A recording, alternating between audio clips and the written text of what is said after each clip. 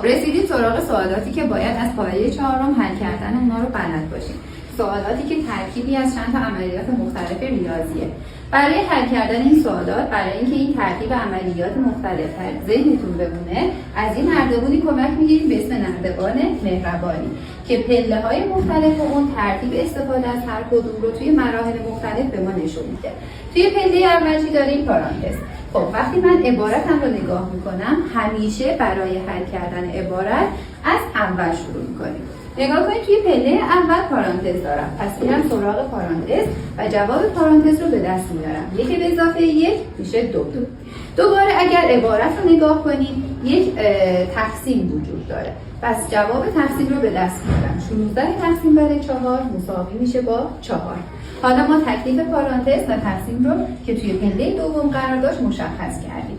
اینجا تو پله دوم چی قرار داره؟ یه نام ضرب قرار داره. پس من میام تکلیف این ضرب رو هم مشخص میکنم. 2 تا 4 تا.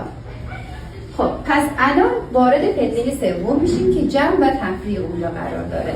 خب من توی این عبارت هم جمع وجود نداره، پس میام سراغ تفریع و 4 منهای 4 میکنم و جوابش میاد 0.